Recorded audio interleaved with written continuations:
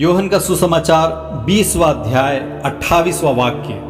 Thomas ने उत्तर दिया, मेरे प्रभु मेरे ईश्वर। पुनरुत्थान के बाद जब यीशु मसीह अपने शिष्यों के सामने आते हैं, पहली दफा जब आते हैं तो सब थॉमस वहां पर मौजूद नहीं थे और थॉमस अपने दोस्त शिष्यों की बात को मानने के लिए बिल्कुल तैयार नहीं थे कि यीशु मुर्दों से जी उठे हैं और उनके सामने प्रकट हुए थे।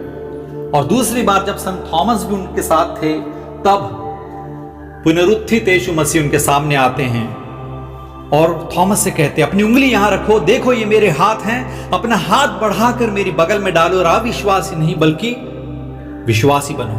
और तब थॉमस ने उत्तर दिया, मेरे प्रभु मेरे ईश्वर। ये विश्वास का बहुत ही बड़ा साक्ष्य है, बहुत ही बड़ा साक्ष्य है। क्यों? क्योंकि पुराने विधान में विधि विवरण ग्रंथ 6वें अध्याय 4थे वाक्य में, ड्यूट्रॉनमी चैप्टर 6 वर्स 4, जिसमें कि यहूदियों का सबसे बड़ा विश्वास हमें दिखाई देता है, इस्राएल सुनो, हमारा प्रभु ईश्वर एकमात्र प्रभु है।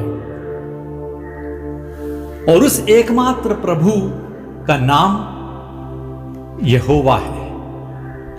और उस पवित्र नाम को कोई भी यहूदी अपनी जुबान पे नहीं लाने की हिम्मत कर सकता था। इसीलिए यहोवा नाम यहूदी कभी भी नहीं बोलते, उसकी जगह वे बोलते थे अदोनाई। और अदोनाई वाक्य का अर्थ है, नाम का अर्थ है प्रभु। वे प्रभु को, यहोवा को उनके नाम से नहीं बुलाते बल्कि प्रभु बोलते थे, ईश्वर बोलते थे। और यहां पर संत थॉमस, जो कि पुनरुत्थित यीशु मसीह को अपने सामने देखते हैं, तो उन्हें मालूम है कि यीशु मसीह यहोवा नहीं है और सिर्फ यहोवा ही एकमात्र प्रभु और ईश्वर हैं, लेकिन जीवित यीशु मसीह जो कि उनके साथ 3 साल रहे थे मनुष्य की तरह, और आज मरने के बाद जब उनके सामने जीवित रूप से खड़े हैं, तब उन्हें देखकर संत थॉमस कहते हैं, मेरे प्रभु मेरे ईश्वर।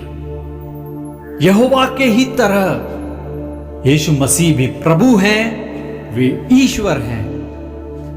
इस बात को कोई नहीं समझ सकता, इतना बड़ा रहस्य।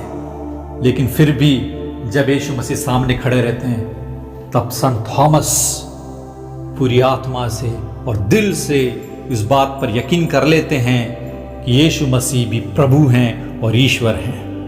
तो यह बहुत ही बड़ा विश्वास का साक्ष्य है। और प्रभु यीशु मसीह हमसे यही कहते हैं कि अविश्वासी मत बनो, विश्वासी बनो, यीशु मसीह पर विश्वास करो। प्रभु आपको अनुग्रहित करे।